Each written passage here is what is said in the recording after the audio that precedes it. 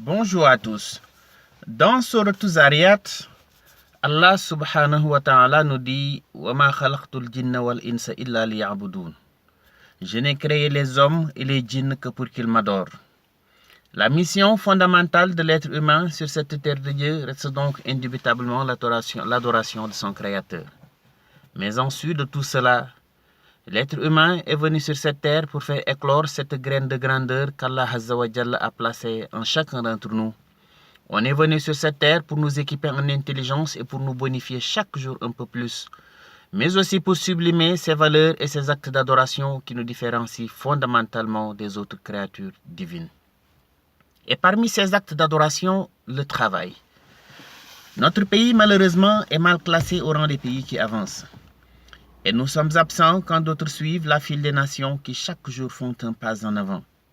Cela n'est pas une fatalité et la réponse, nous la connaissons tous, c'est que nous ne travaillons pas assez dans ce pays-là. En réalité, point n'est besoin de génie, encore moins de sagacité pour remarquer qu'on ne travaille pas assez au Sénégal, tellement cela est d'une banalité effarante. La flemmardise et la désinvolture, ennemis déclarés du travail, n'ont en réalité jamais cessé de lui mener cette bataille acharnée et à outrance. Heureusement que celui-ci, le travail s'entend, à l'image du roseau dans la fameuse fable de La Fontaine, a souvent plié mais n'a jamais rompu. Pourtant, on s'accorde tous à dire que la culture de l'envie et de l'opinion traitée au travail est indubitablement le chapitre premier de tout enseignement qui traite de développement. Autrefois, la culture de la méritocratie et de la déontologie au travail avait fait du Sénégal un des phares de l'Afrique. Aujourd'hui, hélas, on ne compte plus ces secteurs de la vie qui partis hier à point battent de l'aile aujourd'hui. Et alors qu'on pouvait légitimement se proclamer peuple élu de Dieu au vu des acquis dont nous bénéficions, on en est aujourd'hui à se demander si une malédiction ne s'est pas abattue sur nous. Ne croyant plus à la vertu des contradictions, beaucoup de nos compatriotes et non des moindres optent pour le cynisme comme morale, pour le franc comme fin. Décidément, on a réussi à faire du travail et de la sincérité dans l'engagement de nos valeurs, alors que l'apathie et l'indolence au travail, tout comme le payer à ne rien faire, deviennent de vraies valeurs. Il est vrai qu'héritier d'une riche synthèse doctrinale, traditionnelle et moderne, notre pays donnait l'image d'une nation où se miraient beaucoup de sociétés africaines qui puisaient de belles leçons. Aujourd'hui, malheureusement, et je l'avais une fois dit, ce paradis terrestre qu'était le Sénégal d'autrefois, qu'on nous enviait tant et où venait en pèlerinage le reste du monde, est devenu, comme qui dirait, une quincaillerie sociale qui fait beaucoup de bruit pour peu. Constat, dans certains bureaux, le thé coule à flot et les réseaux sociaux sont tout simplement omniprésents. Et sur fond de mollesse administrative, d'insouciance, de travail bâclé ou non fait, beaucoup de dossiers disparaissent ou dorment dans les tiroirs. Et vivent les vacances auto-octroyées sans sanction, les retards, les maladies imaginaires. Quelle honte pour ce pays qu'on aime tant. Pire, il est aujourd'hui presque interdit de faire preuve de rigueur dans le cadre de ses activités, au risque de déclencher toutes les inimitiés. Que quelqu'un travaille consciencieusement, combinant abnégation, rigueur, ponctualité et sérieux, qu'il est traité de zélé ou encore de fokhobé ou d'autres, de fagum service. Allez voir le mal commis par celui-ci, comme si son attitude constituait un délit d'une haute gravité.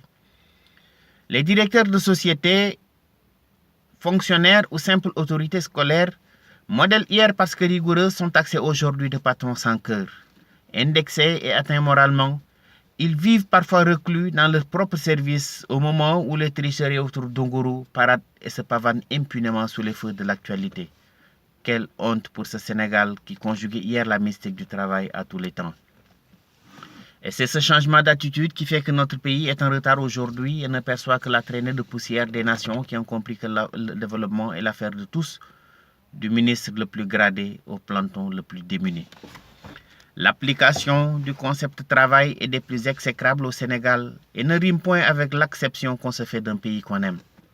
L'équation, à mon avis, est aussi simple et implacable. Pas de travail, alors pas de développement. Pourtant, ceux qui nous aident dans notre processus de développement, ceux vers qui nous émigrons, ont travaillé et continuent de travailler, respectueux qu'ils sont des règles d'éthique et de déontologie qui ne sont pourtant pas leur apanage à eux seuls.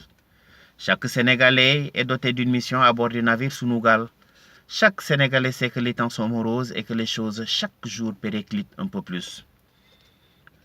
Nous devons tous œuvrer à pouvoir dire un jour, pour ce pays mien et ce qu'il m'a confié, j'ai fait ce que j'ai pu, car cela est véritablement exaltant. Laissons nos cœurs et nos esprits s'imbiber encore une fois de cette tirade du président Kéba Mbaye qui disait en 1991, je le cite, que chacun, au poste où il est, du ministre au planton, du chef d'entreprise aux manœuvres, considère comme reposant sur ses seules épaules le destin de la nation. Inventons ensemble, disait-il, un système qui ne récompensera désormais que le travail, l'honnêteté et la compétence. Fin de citation. Ces paroles d'une rare sagesse émanent certainement d'une bouche amoureuse de sa patrie. Faisons-en notre bréviaire, faisons-en notre exemple et écoutons-les de temps en temps. Cela nous permettra de redresser nos comportements et nos attitudes vis-à-vis des nations, des intérêts de la nation. Faisons donc le panégyrique du pouvoir et de la déontologie et sublimons la passion et l'amour de la patrie, car le travail et l'honnêteté seuls font la grandeur et la personnalité de quelqu'un, de quelque nation qu'il soit, de quelque couleur de peau qu'il soit et de quelque idéologie dont il se réclame. Reprenons les propos du président John Fitzgerald Kennedy. Il ne s'agit pas de se demander ce que notre pays peut faire pour nous, mais ce que nous pouvons faire pour lui. Et là, croyez-moi, chers amis, nous sommes tous concernés.